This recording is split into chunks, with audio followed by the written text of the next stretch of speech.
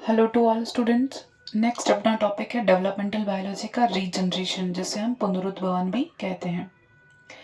What is regeneration? Introduction देखेंगे। सभी जीवों में, इन ऑल एनिमल्स, जितने भी टूटे फूटे या क्षतिग्रस्त या डैमेज पार्ट्स या सेल्स या टिश्यूज उन होते हैं, वो कुछ टाइम बाद बदल जाते हैं या रिकवर हो जाते हैं। तो ये रिकवर होने का जो प्रोसेस है उसी को हम कहते हैं रीजनरेशन पावर, यानी कटे हुए भाग का वापस से बन जाना। Replacement of lost part, replacement of lost part यानी कि लॉस्ट पार्ट का वापस से बन जाना, या टिश्यू का या ऑर्गन का या सेल्स का वापस से फॉर्मेशन हो जाना क्या कहा जाता है? रीजनरेशन कहा जाता है। फिजियोलॉजिकल भी होता है और रिपेरेटिव रीजनरेशन भी होता है, यानी दो प्रकार का होता है। कैसा होगा? फिजियोलॉजिकल रीजनरेशन भी हो जाएगा, यानी कि कार्यकी स्तर पर भी रीजनरेशन होगा, और रिपेरेटिव यानी मरम्मत होना, ये भी रीजनरेशन का टाइप है। तो इसके टाइप्स हम सबसे पहले देखते हैं। रीजनरेशन के प्रकार, फिजियोलॉजी और रिपेरेटिव हमने देख लिया, यानी शरीर क्रिया के तौर पर रीजनरेशन हो जाना और मरम्मत हो जाना, ये दो प्रकार हम देखेंगे।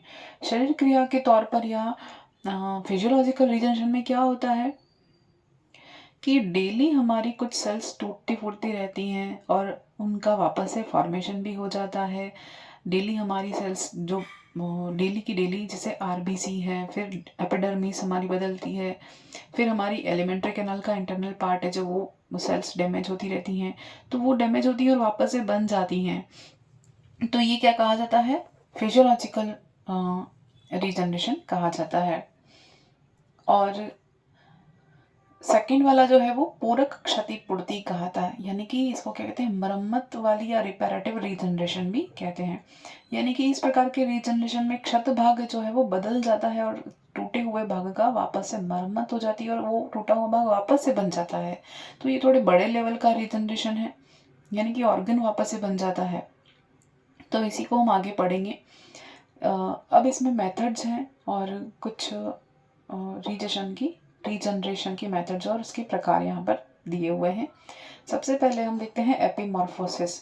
रीजनरेशन एक बहुत ही इंपॉर्टेंट प्रोसेस है और इसकी कुछ ऐसी प्रोसेस जिनसे कि एम्ब्रियोनिक डेवलपमेंट होने पर जो रुक जाती हैं, और उनके कारण इनमें कुछ ऐसी प्रोसेस होती हैं जो फिर से होती हैं और जो एम्ब्रियोनिक डेवलपमेंट पूरा होने पर रुक चुकी होती हैं, वो सारी प्रोसेस रीजनरेशन के अंतर्गत हो जाती हैं।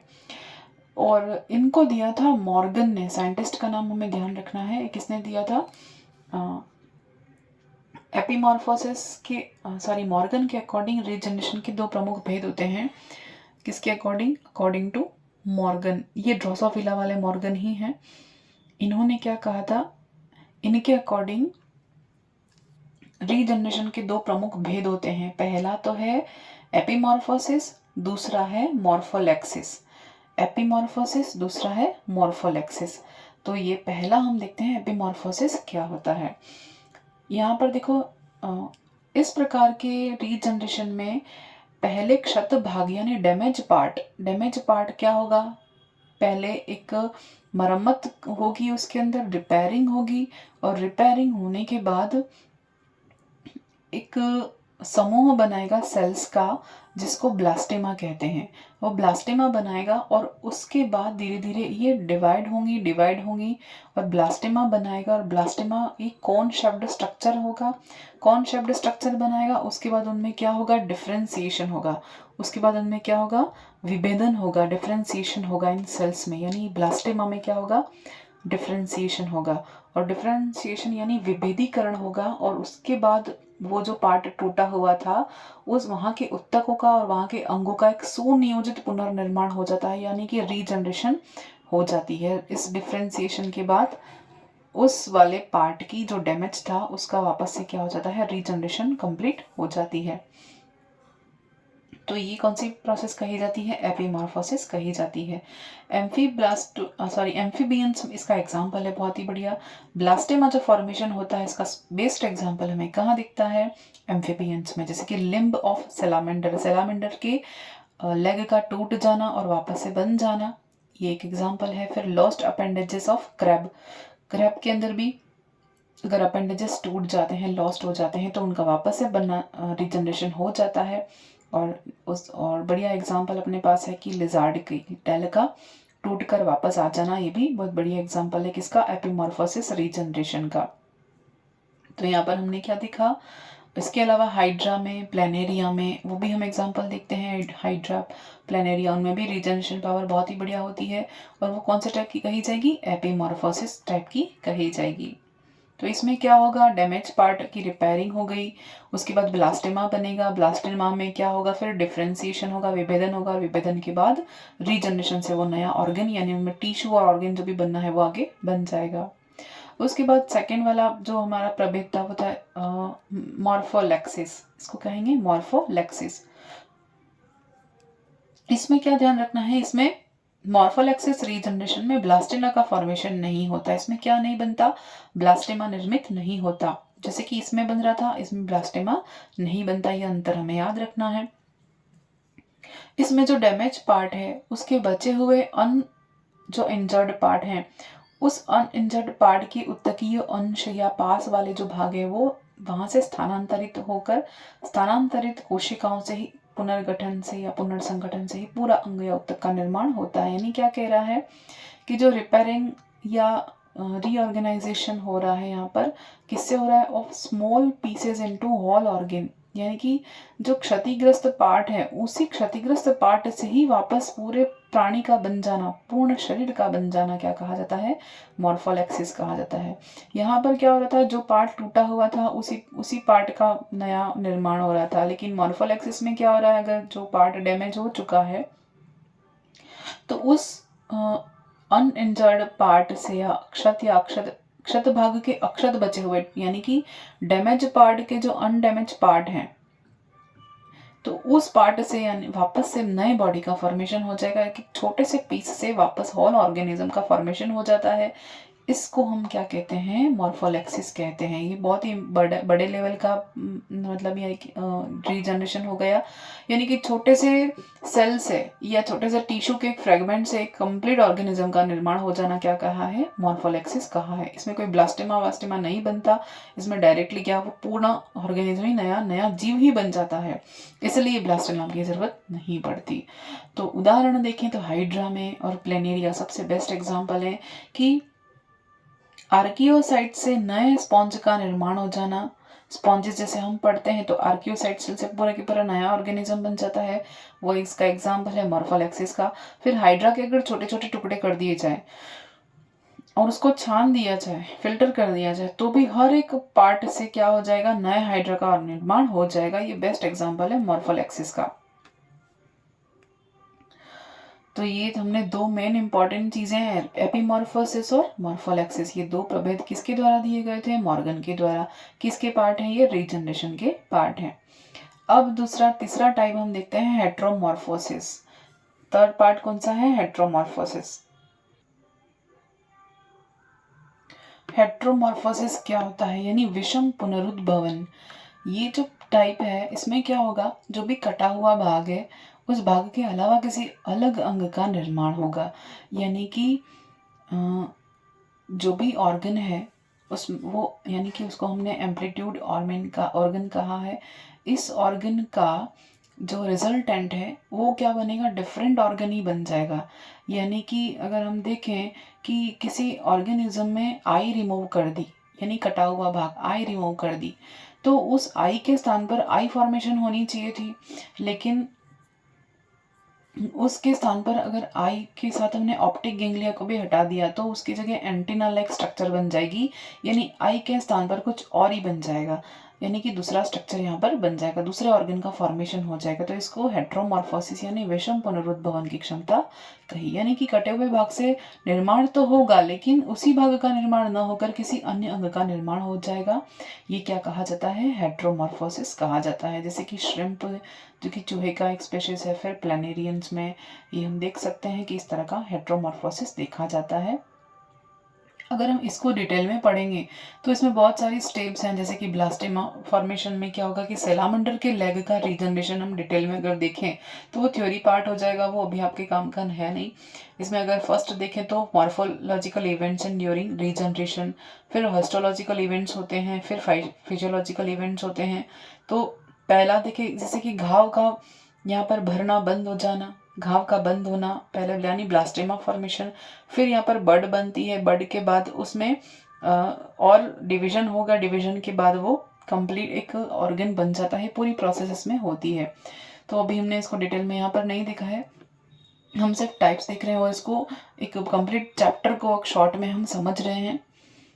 और यहाँ पर फोर्थ अगर हम देखें सुपर रीजनरेशन, अधि पुनरुद्भवन, यानी कि इसमें क्या होगा, सुपर रीजनरेशन में क्या होगा कि अगर कोई ऑर्गन डैमेज हो रहा है तो उसके स्थान पर वही ऑर्गन बनना और उसके अलावा एडिशनल एक और ऑर्गन बन जाना, नहीं एक्स्ट्रा ऑर्गन का बन जाना, क्या कहा जाता है, सुपर रीजनरेशन कहा जाता है। जैसे हम एग्जाम्पल देखें एम्फीबियन की लिम्ब डेवलपमेंट, एम्फीबियन में लिम्ब डेवलपमेंट नहीं, यानी कि अगर किसी एक पार्ट का डैमेज हो रहा है तो उसके स्थान पर एक दूसरा पार्ट भी डेवलप हो रहा है जो कि एक्स्ट्रा हो, तो इसको हम क्या कहते हैं, सुपर रीजनरेशन कहते हैं। इसका एग्जांपल एम्फीबियन लेग को या लिम्ब को हम ले सकते हैं। नेक्स्ट अपना है कंपेंसेंट्री, यानी कंपेंसेंट्री यानी पूरक का, यानी इसमें क्या होगा, डिफरेंशिएटेड सेल्स जो होंगी वो क्या बनाएंगी, फ्रॉम अनडिफरेंशिएटेड या डिफरेंशिएटेड सेल्स, यानी कि हम कहें कि पूरक कोशिकाओं का निर्माण हो जाना। अविभेदित कोशिकाओं का या विभेदित कोशिकाओं का निर्माण अविभेदित कोशिकाओं से हो रहा है। विभेदित कोशिकाओं का निर्माण किससे हो रहा है, अविभेदित कोशिकाओं से हो रहा है। इसको हम पूरक या कंपेंसेटरी रीजनरेशन कहेंगे। जैसे मेमेलियन लीवर का एग्जाम्पल देखें, जेब्रा फिश का हार्ट का एग्जाम्पल देखें, तो मेमेलियन लीवर के बारे में आपको पता हो तो मेमेलियन लीवर में भी क्या होता है, रीजनरेशन की पावर होती है। लीवर हमारा क्या होता है, अगर उसको डैमेज हो जाता है या कट जाता है तो वो भी कुछ मंथ में वापस से पूरा एक कंप्लीट लीवर फॉर्मेशन कर सकता है, ये पावर होती है। इसको हम यानी कहते हैं कि अविभेदित कोशिकाओं से विभेदित कोशिकाओं का निर्माण हो जाता है।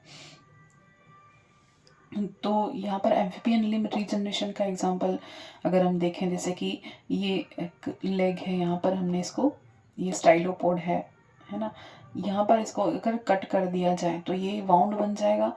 उस वाउंड से फिर आगे की ओर एक ब्लास्टेमा फॉर्मेशन होगा। ब्लास्टेमा फॉर्मेशन से ये रीजनरेशन बड बन जाएगी, यानी ये मैंने यहाँ बताया था कि पूरी स्टेप्स होती हैं, वो स्टेप्स यहाँ पर देख लेते हैं। रीजनरेशन बड होती है, इस रीजनरेशन बड से फिर क्या बनेगा, या एक एक्टोडर्मल सेल का फॉर्मेशन होगा, मेसेनकाइमल सेल बनेगी सेंटर में, और ये एंडोडर्म तो है ही। फिर इसके बाद क्या होगा, यहाँ पर एपिकल एक्टोडर्मल कप बन जाएगा ये, और इसके बाद ये प्रोसेस कंप्लीट हो जाएगी और ये ग्रो कर जाएगी और ये लिम्ब फॉर्मेशन कंप्लीट हो जाएगा। तो ये था एम्फीबियन के लिम्ब जनरेशन। यहाँ अगर एग्जांपल देखें तो यहाँ पर सैलामेंडर बुक में दिया होता है आपको, salamander limb formation, limb generation regeneration का पूरा यहाँ पर आपको एक्सप्लेन किया हुआ है। नेक्स्ट इम्पॉर्टेंट टर्म है वोल्फियन रीजनरेशन। ये आरपीएससी में क्वेश्चन आ चुका है और इसको समझते हैं कि वोल्फियन रीजनरेशन क्या होता है। तो जो यूरोडेल्स होते हैं यानी एम्फीबियंस जो हैं यूरोडेल्स क्लास के, और कुछ एन्यूरेंस भी हैं, उनमें क्या देखा जाता है, रीग्रोथ ऑफ लेंस फॉर्मेशन, यानी लेंस फॉर्मेशन में रीग्रोथ होती है। यानी कि अगर हम देखें कि लेंस का एक तो नॉर्मल डेवलपमेंट होता है और एक वोल्फियन रीजनरेशन होता है। नॉर्मल डेवलपमेंट में क्या होगा, एपिडर्मल सेल से या एक्टोडर्म से लेंस का फॉर्मेशन होता है, हमें पता है। तो सामान्य अवस्था में हम ये लेंस बनाता है, और अगर इसको इंड्यूशन दिया जाए या इसको प्रेरण दिया जाए तो ये ऑप्टिकल वेसिकल द्वारा भी बन जाता है। और वोल्फियन रीजनरेशन में क्या होता है कि न्यूरो एक्टोडर्म जो होता है उससे आइरिस फॉर्मेशन होता है, और लेंस फॉर्मेशन होने को क्या कहते हैं, लेंस डॉर्सल मार्जिन ऑफ प्यूपिल। तो इसको हम इंड्यूस करें, आइरिस के द्वारा इंड्यूस करें न्यूरल एक्टोडर्म को, तो इससे लेंस का फॉर्मेशन होना, ये क्या कहा जाता है, वोल्फियन रीजनरेशन कहा जाता है। यानी अगर हम देखें कि लेंस का निर्माण न्यूरो एक्टोडर्मल जो कि एक आइरिस बनाने वाली कोशिका होती है वह स्वयं प्रेरण करती है, और आइरिस के डॉर्सल प्यूपिल के ऊपर स्थित कोशिका जो अब क्या करेगी, लेंस का निर्माण करेगी। क्या कह रहे हैं, लेंस का निर्माण किससे होता है, न्यूरो एक्टोडर्म से होता है, जो किसकी कोशिका होती है, आइरिस बनाने वाली कोशिका होती है। वो स्वयं इसको इंड्यूस करेगी आइरिस बनाने के लिए, लेंस बनाने के लिए। आइरिस के डॉर्सल प्यूपिल होता है उसके ऊपर ही स्थित होती है, और ये क्या करती है, बाद में लेंस का निर्माण करती है।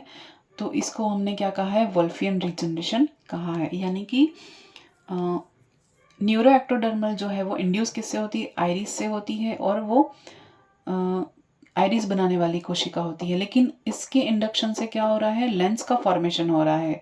तो इसीलिए इसको हमने क्या कहा है, वोल्फियन रीजनरेशन कहा है। यानी कि आइरिस के स्थान पर क्या बन रहा है, लेंस का फॉर्मेशन हो रहा है।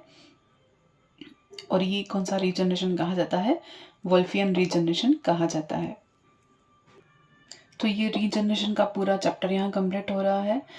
और बहुत सारे एग्जाम्पल के द्वारा भी बुक में एक्सप्लेन किया गया, जैसे कि सारे के सारे इन्वर्टिब्रेट्स में रीजनरेशन की पावर किस किस में होती है और किस किस में नहीं होती है। तो सबसे पहले एम्फीबियन में तो हमने देख लिया, क्योंकि कॉर्डेट है। उसके बाद बहुत सारे ऐसे ऑर्गेनिज्म हैं, जैसे प्लेनेरिया हमने देखा, प्लेनेरिया में भी रीजनरेशन पावर होती है। उसके बाद हम देखें कि हाइड्रा में हमने देखा, हाइड्रा में और रीजनरेशन पावर होती है। एनिलीड्स में भी रीजनरेशन पावर होती है, जैसे कि अर्थवर्म हम देखें, उनमें भी रीजनरेशन पावर होती है। फिर निमर्टिन्स हैं, यानी एस्केरिस में भी रीजनरेशन पावर होती है।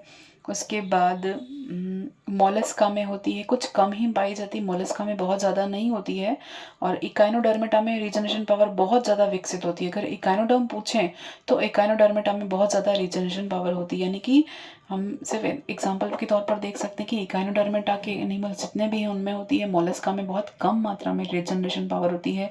एनिलीड्स में थोड़ी थोड़ी होती है, थोड़ी थोड़ी का मतलब जैसे पॉलीकीटा और ओलिगोकीटा क्लास के जो ऑर्गेनिज्म है, जैसे केंचुए की अगर एग्जाम्पल देखें तो अर्थवर्म के एग्जाम्पल में केंचुए के जो 6 खंड होते हैं, आगे के 6 खंड, 6 फ्रेगमेंट, अगर उनके क्षेत्र को तोड़ दिया जाता है तो उस टूटे हुए टुकड़े के अग्र भाग से, आगे वाले भाग से रीजनरेशन से सिर बन जाता है।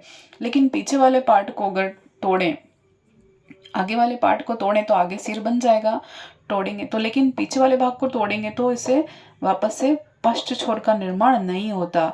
यानी कि 21वें से लेकर 34वें खंड के बीच के टुकड़े पर अगर सिर या पूंछ दोनों का दोनों भागों का ही विरोधी सिरों का वापस से निर्माण हो जाता है। यानी 21 और 34 सेगमेंट्स जो होते हैं उनमें क्या होता है, अगर टुकड़े कर दिए जाएं तो उस पर सिर का और टेल का दोनों का निर्माण हो जाता है।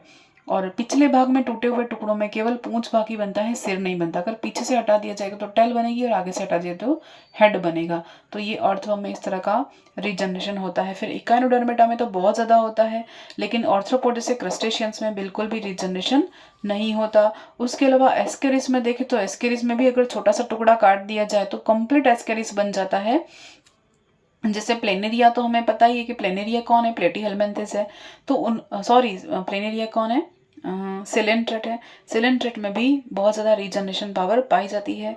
प्लेनेरिया एक प्लेटीहेल्मिन्थेस है, प्लेनेरिया कौन है, एक प्लेटीहेल्मिन्थेस है, जिसमें कि रीजनरेशन पावर बहुत ज़्यादा होती है, क्योंकि उसमें जो नियोब्लास्ट सेल या टोटिपोटेंट सेल्स हम कहते हैं, नियोब्लास्ट कोशिकाएं कहते हैं, इनमें क्या होता है, नियोब्लास्ट जो कोशिकाएं होती हैं उनसे ब्लास्टेमा बनता है, और ब्लास्टेमा से कंप्लीट ऑर्गेनिज्म का या आगे कटे हुए टूटे हुए पार्ट का निर्माण हो जाता है। जैसे प्लेनेरिया तो बेस्ट है ही, आपको पता ही है सभी बच्चों को कि जो प्लेनेरिया होता है उनमें अगर हम इस वाले सेगमेंट को काटें तो इसको काटने पर हेड का फॉर्मेशन हो जाएगा, नीचे पूरा एनिमल वापस बन जाएगा, इस वाले पार्ट से ऊपर वाले भाग का निर्माण हो जाएगा।